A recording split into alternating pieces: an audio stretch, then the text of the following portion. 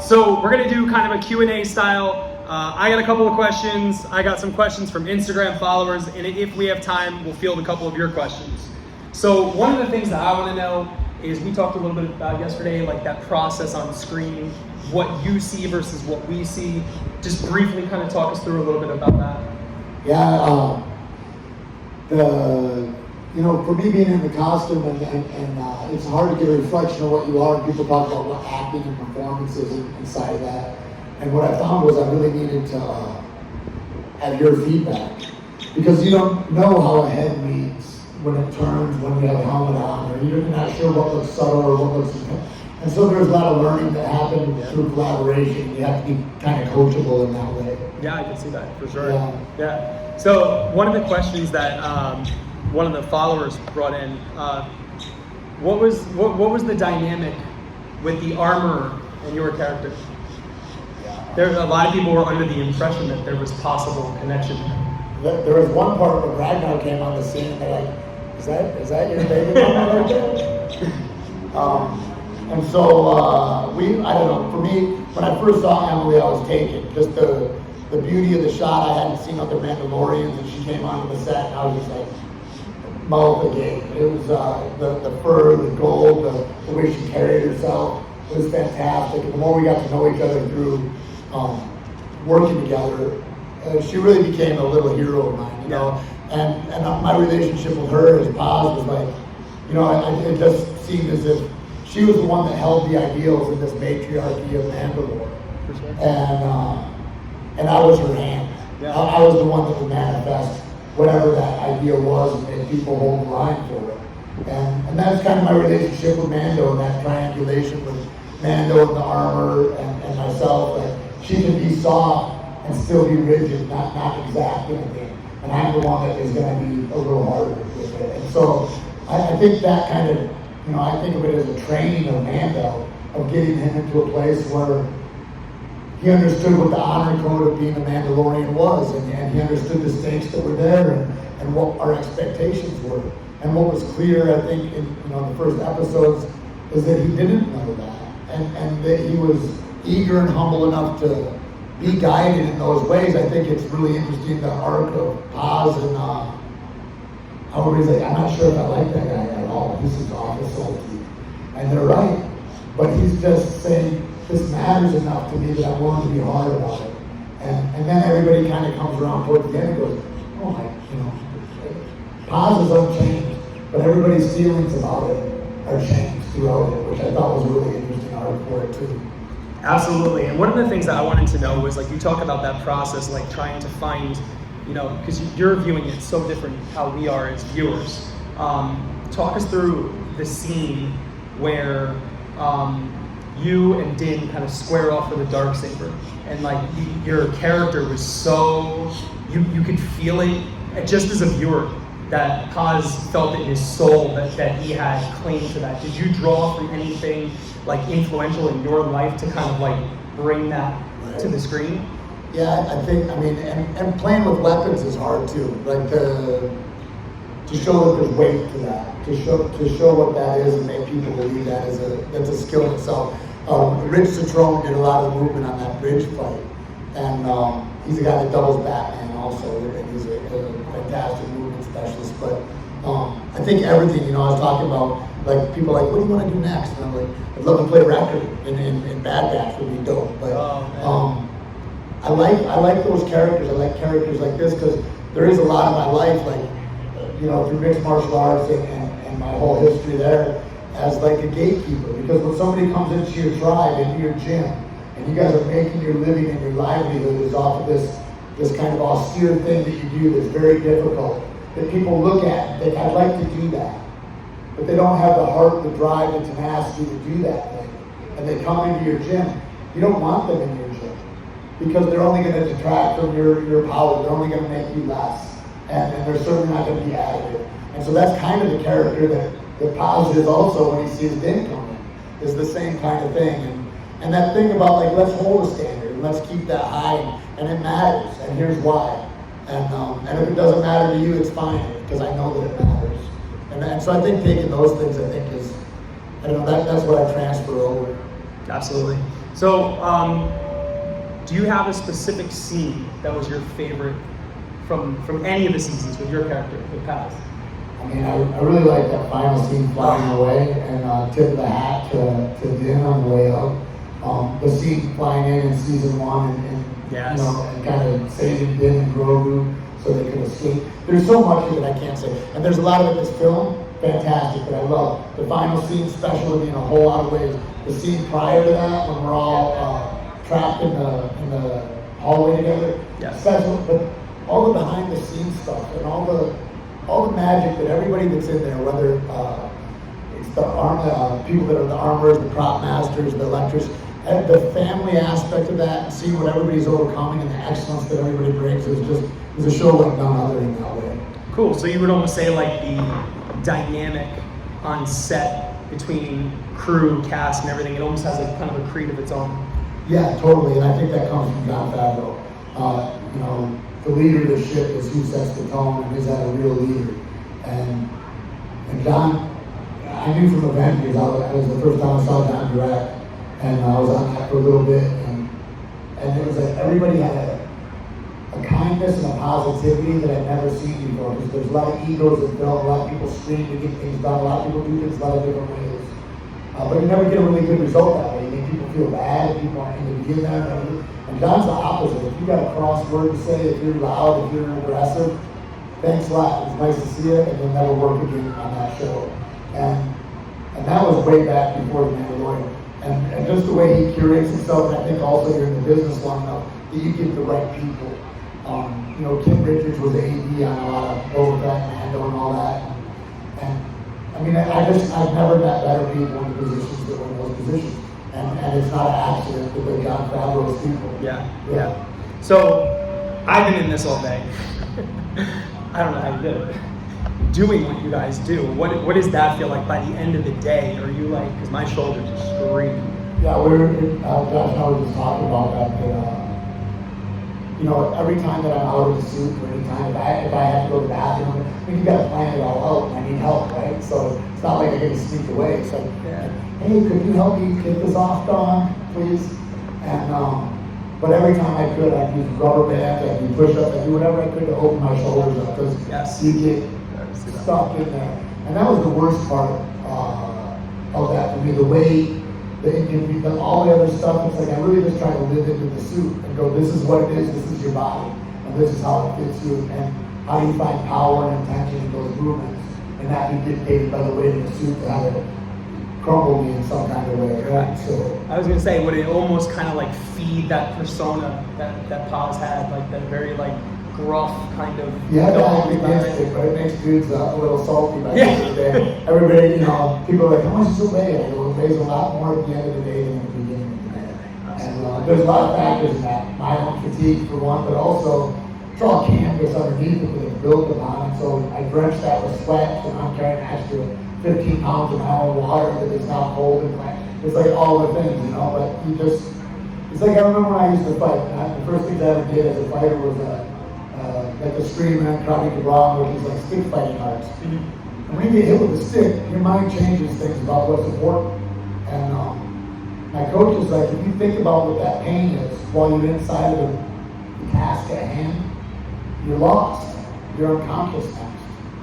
And so the thing is, you gotta think, yeah, the pain's there. I'm gonna deal with it another time, and I have a task to do right now. And that's kind of Paz's whole mission. So to me, it fit in perfectly. Yeah. So talk to us about the scene, the death scene. Yeah, the death scene was intense. That was super intense. Because watching it as a viewer, and like you talked about, like how with Paz, you don't really know if you like this guy, if you dislike this guy from season 1 and then season 2, and then by the time that you kind of are discerning, like he has a really great heart and he believes in what he believes so steadfast, he just comes across a little bit abrasive sometimes. Right. But by the time you've warmed up to him, this happens, and then you see him, you know, lay down for everybody to escape, and you're like, wow, this is incredible.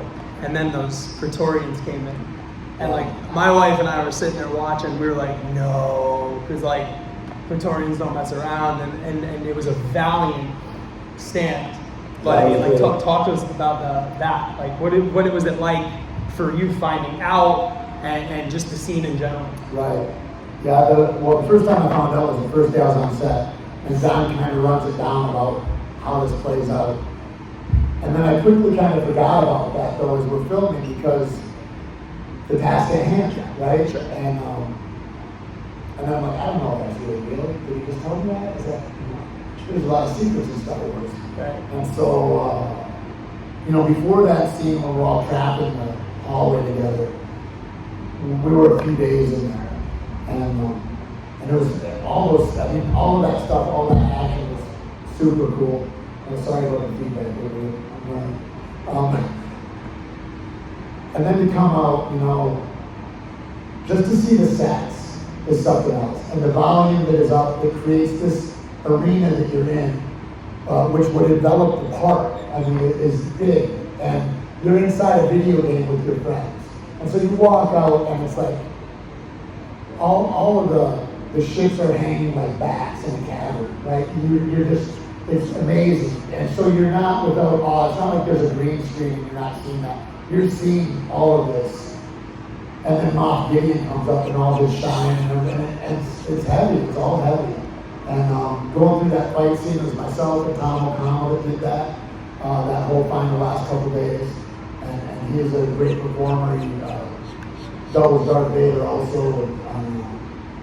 I was lucky enough to have him work with me for a bit on that. We would go in 3 scenes and go back and forth. And the fight scene, JJ Dashon and Ali Padilla made up, the stunt players on the show. And I just thought it was just fast-paced action. It was like payoff after payoff. Throw the guy across, throw the gun and smash the other guy. Come and smash it, kick him off it. I mean, the whole thing was one payoff after the other. And then this kind of breath. And then the Praetorian Guard come in. And that whole last bit was the whole different arc of the show for me. My friends were all the Praetorian Guards, which was really great. I'm like, I want to have it be any other way. And all great movement guys. As you can see, I mean, the performances were tremendous. And that fight scene was tremendous. And as bittersweet as it is, and going, I want to see Paz in a backup chamber or whatever, all the things, right? I'm real proud of that. I thought, what a way to go. What an honorable thing to lead. I thought right away, well, is it more valuable if Paz stays alive, or is it more valuable in the lessons that he left as he exits, right? And I'm really proud of the work, and I'm just privileged to be here, to be a part of that universe. It blows my mind, It blows my mind.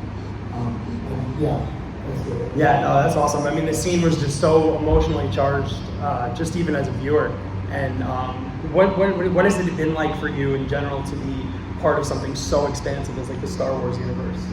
It's hard to know what's real. Yeah.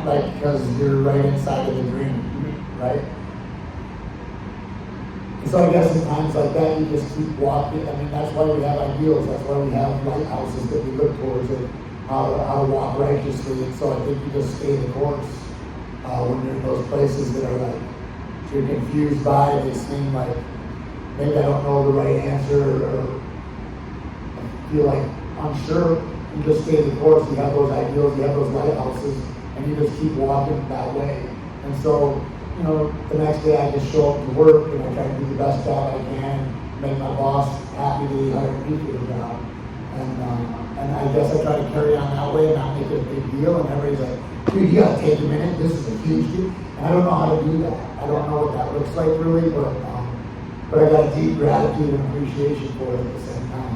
If that makes any sense. Absolutely. So now that you've obviously worked with Disney before, obviously we wouldn't be able to say anything, but if there was a Marvel role for you, is there a character that you would want to play? Well, I've been looking at Wrecker from Bad Batch. I really like to play Wrecker, but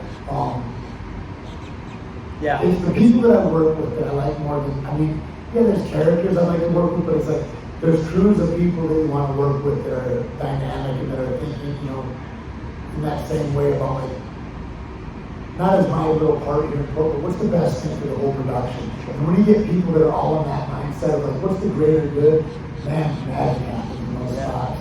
And that's what I look forward to the most. But yeah, I'm not opposed to a Marvel character. I can see Wolverine. Wolverine. Yeah. I'm way too tall.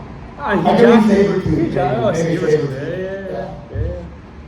Yeah. So, out of any one scene, what sticks out to you the most?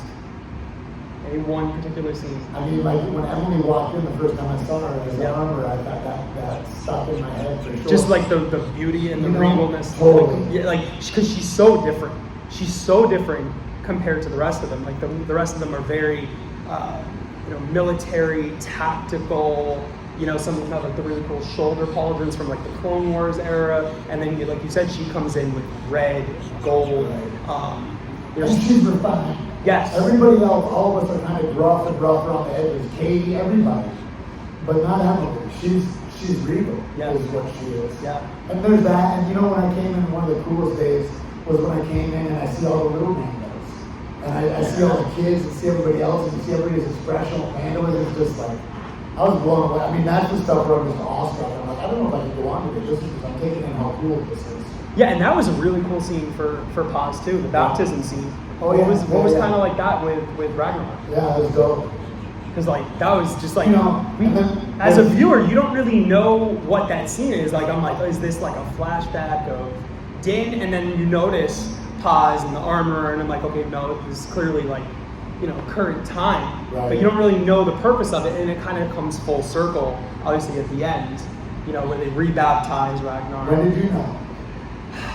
Because I'm looking at it, like when I watch it, I'm like, he's got my son's helmet. Are people not picking this up? Oh, like if you was right? So when I placed him, that it wasn't a flashback to Din, the colors right away. Totally. Because colors and markings are a big thing for the Mandalorian. So I'm like, I wonder if that's like his son or a foundling or something that he adopted. But yeah, it was in that episode with like the bird creature. That was really cool. The one thing is I don't know. All the stars are on set, and everybody ignores every one of them when he's looking at himself in the pool. And so you have this animatronic doll that everybody is so enamored with that they could care less about anybody else that's on set that day, which is just like hilarious about the vocalizing point of Grogu. He captures everybody's heart. Oh, he's so cool. I mean, like no matter if you're a Star Wars fan or not, you can't help. He's just so.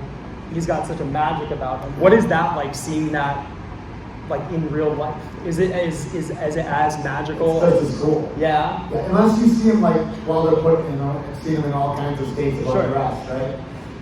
And it takes a couple people to operate it, right? Yeah, there's like 4 operators to articulate him and to give him emotion. I think they do such an excellent job that when I'm watching it live, people are interacting with him. Oh, it's insane. It's incredible. It really is. I mean, down to his like little floppy walk. So that's all legacy effects. And they're masters of the craft. They made my suit also. They made, I think, most of the armor on the show. And they were responsible for the creation of Grogu and mechanizing him and moving him around. But yeah, it's incredible. I mean, and I love him as a character. I love him and Ragnar both as the growth. Like, where do they go? And we see him already grow so much in his abilities and his perceptions of problem solving, and he's becoming more nuanced. Yes. And I'm excited to see what happens with Wesley as he grows Ragnar in the future. Yeah, that was an interesting dynamic. I felt like with Grogu and Din this season. It wasn't just kind of like the child in tow and Din's trying to keep him alive, especially that last scene when the Praetorians corner Grogu in the room, and then Din gets in there to save him. I mean, they were literally keeping each other alive. Grogu's force pushing, throwing weapons, pulling things toward him. It was a very cool. 100%. I was very worried for Din at one point. I'm like, he's gonna go down saving the little guy. I was like, it's a good thing his kid's a black belt. But it has almost kind of become this, instead of the lone wolf and cub and he's protecting the little one, it's like a nice little thing, like they're keeping each other alive. Beautiful. And I think Luke had a lot to do with that kind of training Grogu and such. I'm excited for season 4. Yeah. Do any of you guys have any questions before we wrap up?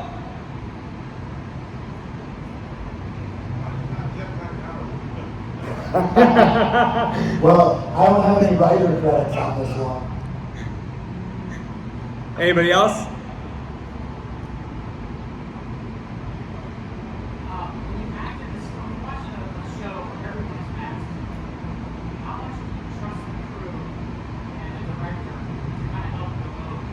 that's a good question. Yeah, it's 100% interactive. It's, you know, a full cooperation with everybody. Everybody's seeing it from a different angle, so it doesn't just matter if it's the director or whatever. If it's, you know, somebody else that's over here, and like I need to know because you're not aware. You need the help when you're inside the suit because you're so mitigated in what your own awareness is of self-perception, right? There's not mirrors around. There's not anybody else that looks like me. I don't know what that looks like in a helmet, right? I don't know how subtle a real turn is or what it needs to be, and so there's a lot of that interaction that needs to happen. Yeah. And a lot of trust, for sure. Anybody else? All right. Is there anything else that you want to leave people with? And I want to thank y'all for coming, and I hope you, you know, when you see this as the magic that it is, you know, I like to tell whatever kids I talk to or whatever, it's like, it looks special, it looks like a certain thing, but like, it's also available, right? It ain't no more special than you. And like, these ideas and these stories, I love what Don Favreau did because he saw Boba Fett about the same time I saw Boba Fett probably. And that stuck in that guy's head when he was just a scumbag in Chicago, right? And he goes, I'm going to write this story one day, and Dave comes in and they collude to do this thing. And those are just guys, you know? And so anybody that comes up, it's like there's these stories everywhere, and nothing makes them real except nailing it. You got to pull the trigger on it. And so if there's something inside you that burns to do and express, I just push you to do that. It's never the wrong thing. And possibility is there. Just because they haven't built the road yet doesn't mean it's not possible to get there. And so, and that's kind of what it's shown me. You know, that's what I want to do. I want to be in the creation aspect more. You have more agency for your life, the more responsibility you take for your life. And inside of that, I think that's the direction I want to move towards more. But I'll leave with that. It's like that it's available. Whatever it is, you know, I never thought when I was growing up that shit was available. There's nobody that was a professional actor. I didn't live somewhere like Florida. I was in northern Michigan in the woods. There's nobody that wrote books or there's nothing like that. And so I didn't have any kind of template. It was like, oh, I could hopefully one day. I didn't believe the first movie I got in was called Lockdown, and I was a bouncer at a bar in New Mexico. And the guy after I worked with him for a month, he's like, you should come to LA and do this because you got athleticism and like all these. I go, bro, I'm not. And I just started fighting. I just started competing. And I go, I only got to work this one job right now, and I can train all day. You're going to go be in movies. That's ridiculous. This is in 2000. And I said, thanks a lot. See you later. And I went on with a whole different path. And 10 years later, I met that guy in the Equalizer when I retired from fighting. And he hired me he never knew we knew each other from before. And it all kind of went that way. I'm not saying that I should have done something sooner or whatever, but it's like, I had to be beaten and I had shown over and over again over decades that it was possible. And maybe somebody else can cut the time off that because maybe that's foolishness and you should get at it early. All right. Thank you guys so much for coming out. I really appreciate it. Tait Fletcher, ladies and gentlemen. Thank you all. Be inside all day tomorrow, today, whatever.